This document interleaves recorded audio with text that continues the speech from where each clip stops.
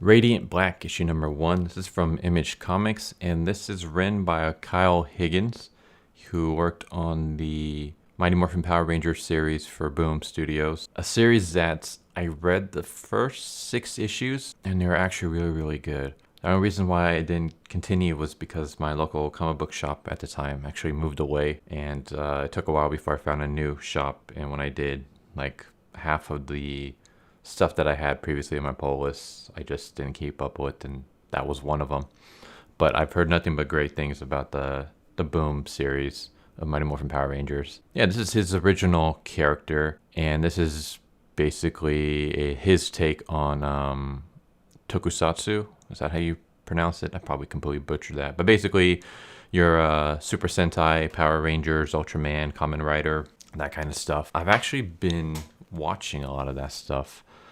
Usually I have Pluto TV going on in the background as I do my work, and there's a channel dedicated to nothing but Tokusatsu series. So it's just Kamen Rider, original Kamen Rider Kagu, I believe, and then like Ultraman Geed, Ultraman X, and some of the old Power Ranger stuff. I've also been getting into the Zone Fighter on YouTube. That series was like from the 70s. But I'm rambling now. So this is basically his take on it. And I will say right from the get-go, it's pretty good. So basically we start off with our hero. His name is Nathan Burnett. And we start off with him in LA. And he's a failed writer. Basically he only has like $46 in his bank account. And he has a debt of $38,000, about $500. So yeah, he's drastically in debt, and he's trying to get a loan, and he's not able to get any kind of loan whatsoever. It's like, this is the dude I can completely sympathize with as someone who works as a writer for a profession, a screenwriter. I know all about struggling to find work and stuff like that. So yeah, sympathetic all the way. So anyways, he basically has just like a mental breakdown and starts crying in his car. And then we cut to a week later where he's in Illinois and he is moving back in with his parents. And of course, he hates that. He hates that he's in his 30s, tried to get a job, his dream job, and he failed. And now he has to move back in with his parents. It's like, dude, I can sympathize with that. I can sympathize like trying to live out your dream and then failing and then feeling like, you basically have like a midlife crisis.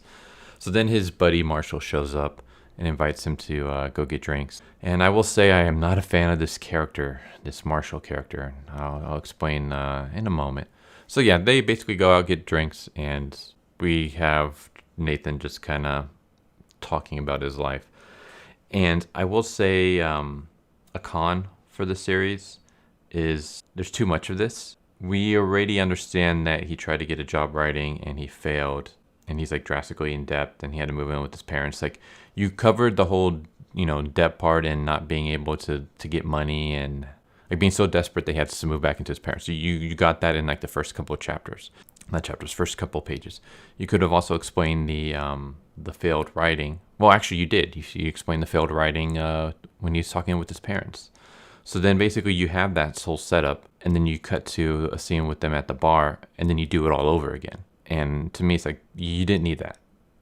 You're basically, it's kind of like what I do with my videos, where I explain something, then later on I explain it again, because that's just how my brain works. I ramble a lot, but I don't do that with my writing, because whenever I write, I'm not saying I'm like a great writer or anything like that, but when I write, it's garbage at first, and there's a lot of like typos, misspelling mistakes, a lot of stuff that doesn't need to be in there, like stuff that I already explained multiple times.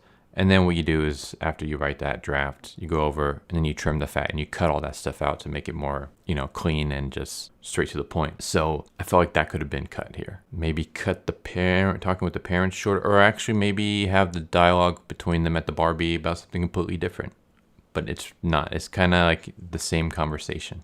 So then we cut to them leaving the bar, kind of drunk, or at least tipsy in any case. I don't know, this part's kind of weird because they come out of the bar stumbling and drunk, and then they see a black hole or like some kind of glowy floating orb above the train tracks, and then they're completely sober again, like almost instantly. And I was like, aren't they kind of wasted? How did they instantly sober up? So yeah, that I guess that's another nitpick.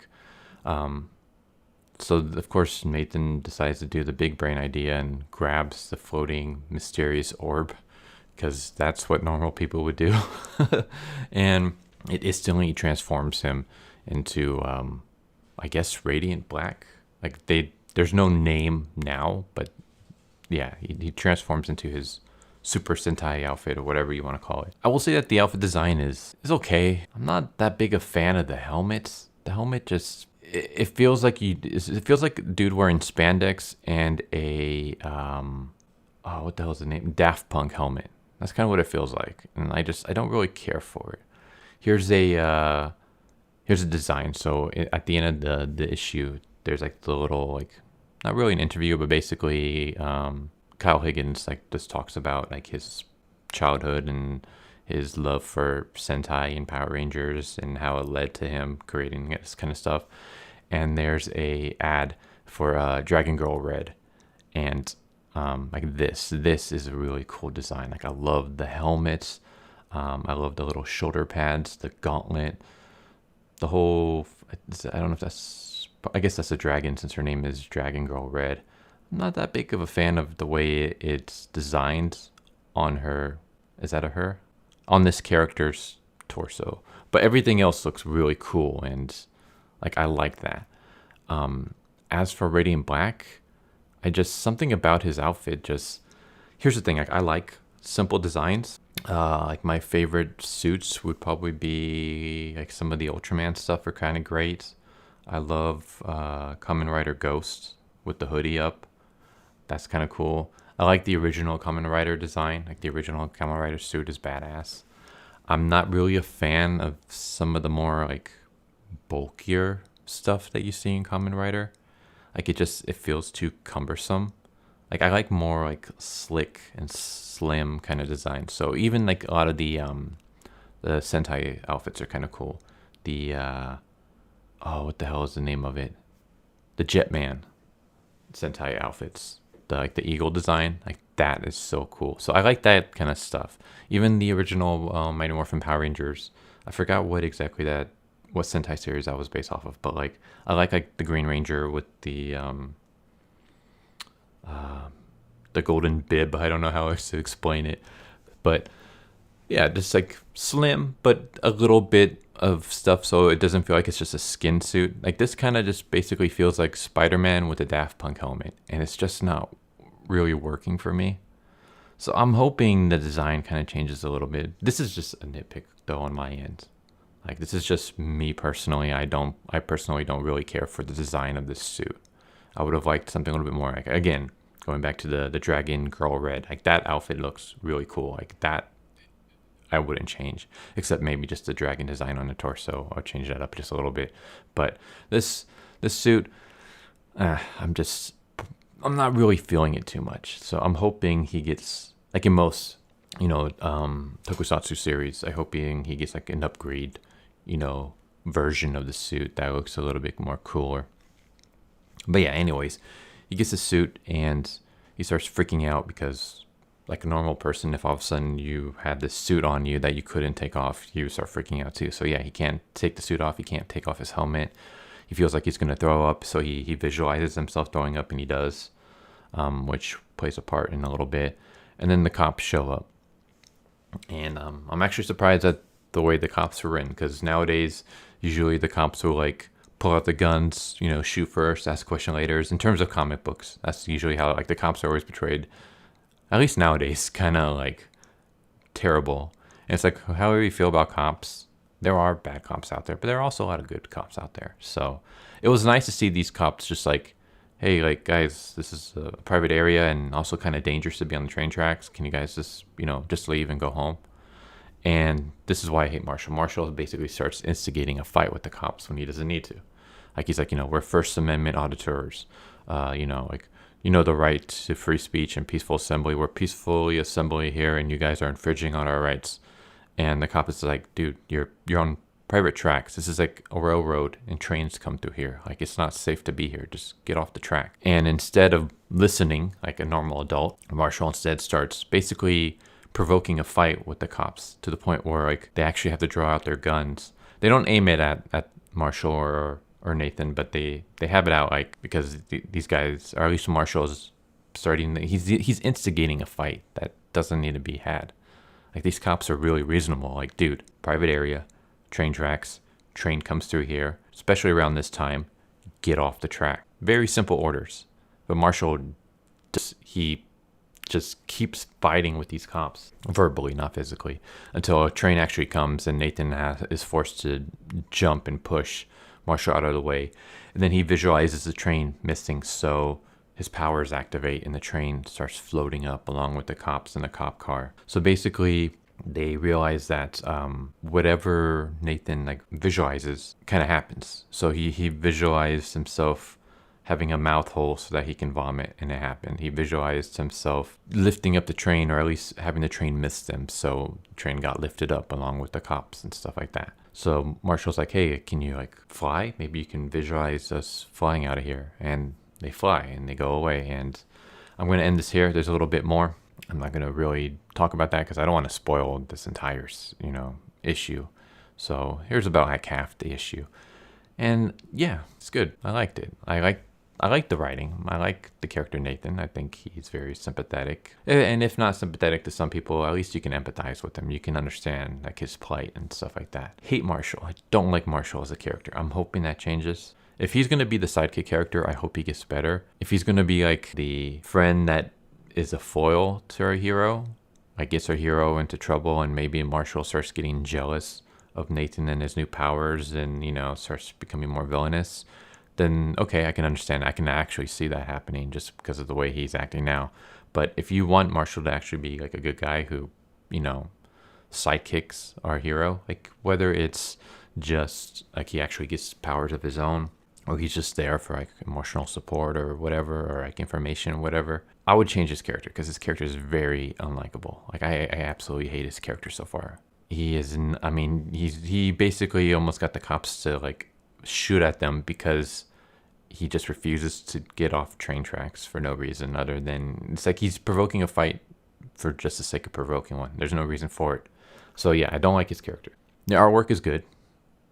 I like it. Like it's, I don't know where I've seen it from. It seems familiar. I feel like I've seen it in the series. I don't know what, but the artwork works.